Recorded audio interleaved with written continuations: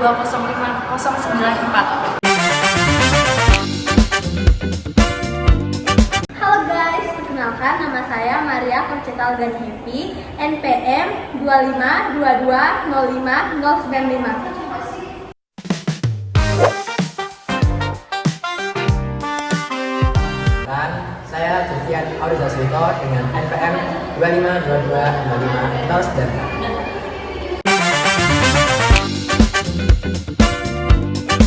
Perkenalkan, nama saya Bina Aurelia Adista dengan NPM 252205097. Perkenalkan nama saya Risa Novanda Tegunan dengan NPM 252205098.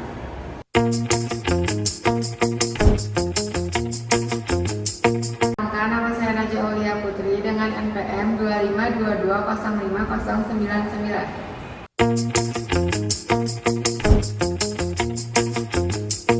Perkenalkan, nama saya Iva Juliana dengan NPM 252205100. Perkenalkan, nama saya Rigita Cayapilia dengan NPM 252205101. Halo, saya Kaisar Indonesia dengan nomor NPM 252205100. Nama saya Ezra Laura Abdul Husoin dengan NPM 252205103. Halo, kami dari kelompok 4 akan menjelaskan organela utama, struktur, fungsi, dan bagaimana organela menjaga kehidupan sel. Judul video yang kami angkat adalah petualangan di dalam sel terhadap organela dan fungsi. Video ini bertujuan untuk membantu teman-teman memahami peran tiap organela secara ringkas dan jelas. Membran sel didefinisikan sebagai lapisan lipid ganda yang memisahkan antara bagian dalam sel dengan lingkungan luarnya. Terdiri atas fosfolipid dengan kepala hidrofilik dan ekor hidrofobik. Membran sel berfungsi sebagai penghalang yang mengatur pergerakan molekul dan menjaga homeostatis di dalam Hari sel. ini saya akan menjelaskan mengenai nukleus. Nukleus merupakan satu dari bagian organel sel yang paling penting di antaranya. Jadi nukleus atau yang biasa kita kenal dengan inti sel merupakan struktur organel yang memiliki fungsi membawa gen yang dari induk dibawa menuju gen keturunan. Kemudian bisa teman-teman lihat di sini terdapat beberapa struktur nukleus. Yang pertama nukleolus yang berfungsi untuk melindungi sel. Kemudian yang kedua ada benang-benang kromatin yang berasal dari protein, dan benang-benang kromatin ini akan kita bahas lebih lanjut di bagian kromosom. Kemudian yang ketiga ada nukleoplasma, yakni cairan kental yang berfungsi sebagai wadah dari RNA dan DNA. Kemudian yang Korea yaitu polinukleus yang membantu transportasi selektif di bagian membran sel. Selanjutnya kami akan membahas mengenai kromosom. Kromosom merupakan benang-benang protein yang akan berkumpul menjadi satu dan menjadi pembawa penerus gen untuk kepada gen penerusnya. Kemudian bisa kita lihat di sini ada beberapa struktur kromosom, yakni ada telomer sebagai pelindung kepala kromosom, kemudian ada sentromer tempat menempelnya dengan kromosom, dan yang terakhir ada lengan panjang yang dimana nanti akan ada pertukaran kromosom menggunakan kromosom dari meiosis dan mitosis. Sekian. Di sini saya akan menjelaskan tentang sitoplasma. Sitoplasma adalah bagian sel di luar inti yang dibungkus oleh membran sel. Di dalam sitoplasma terdapat cairan yang bernamakan sitosol dan berbagai organel seperti mitokondria, ribosom, serta badan Golgi. Struktur sitoplasma terdiri dari air, ion, dan molekul organik. Fungsi sitoplasma menjadi tempat terjadinya reaksi biokimia, menyimpan zat-zat penting, menjaga bentuk sel, serta membantu transportasi zat di dalam sel. Jadi sitoplasma bisa dibilang menjadi dapur kehidupan atau tempat semua sel aktivitasnya berlangsung gitu. Selanjutnya, saya akan menjelaskan retikulum endoplasma. Retikulum endoplasma merupakan organel yang berupa jaringan membran yang didapatkan di dalam sitoplasma atau sel eukariot. Kemudian, retikulum endoplasma itu ada dua fungsi, yaitu retikulum endoplasma kasar dan juga retikulum endoplasma halus. Retikulum endoplasma kasar berfungsi sebagai sintesis protein.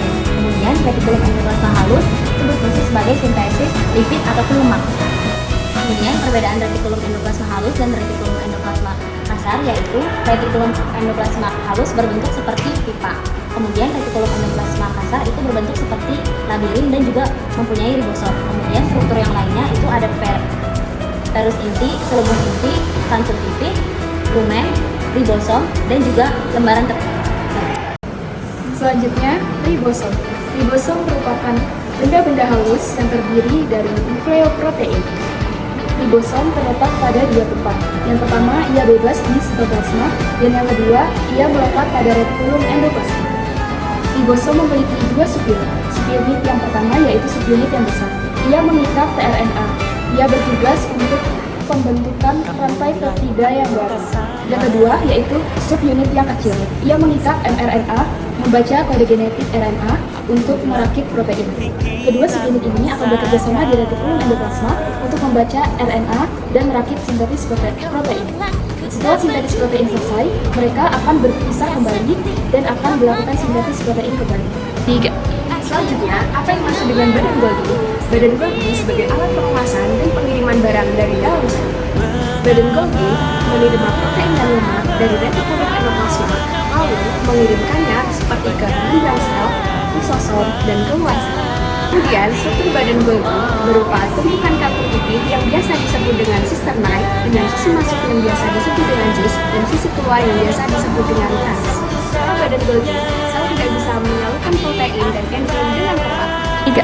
Selanjutnya adalah mitokondria. Mitokondria adalah organel sel bermembran ganda yang berfungsi sebagai pusat penghasil energi atau disebut power hub of the cell yang menghasilkan ATP atau adenosine trifosfat melalui proses respirasi seluler.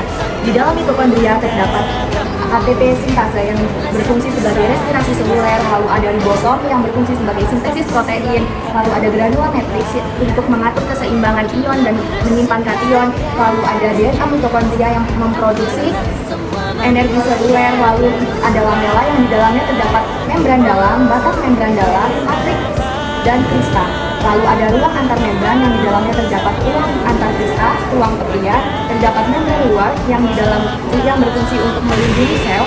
Lalu yang terakhir lalu ada pori yaitu saluran. Baiklah, di sini saya akan menyampaikan materi tentang lisosom. Lisosom terbagi dari tiga. Yang pertama membran. Membran terbagi dari dua. Yang pertama membran lisosom dan enzim hidrolitik.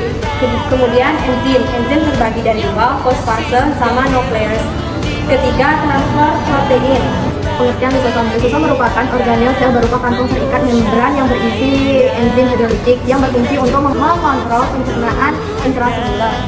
Baiklah, kemudian klasifikasi lisosom terbagi dari dua. Yang pertama, lisosom primer dan sekunder. Kemudian, pembentukan lisosom terbagi menjadi dua. Yang pertama, pembentukan langsung oleh retikulum endoplasma, kemudian dilakukan badan Golgi. Baik, di sini saya akan menjelaskan secara singkat apa itu peroksisom. Peroksisom adalah organel sel yang terdapat di sitoplasma sel epitelit, terutama di hidrogen perioksida atau H2O2.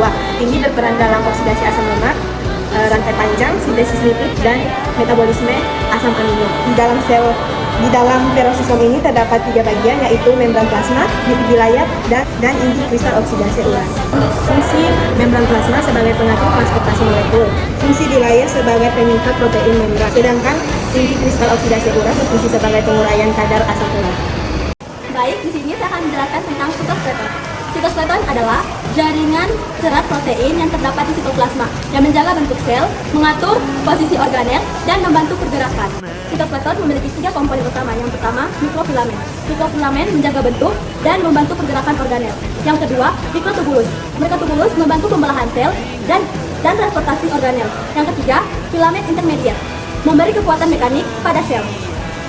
Memiliki tiga fungsi. Yang pertama, menjaga bentuk, yang kedua, mengatur pembelahan sel, yang ketiga, mengatur pergerakan organel. Dari penjelasan tadi, dapat kita lihat bahwa organel memiliki struktur dan fungsinya masing-masing.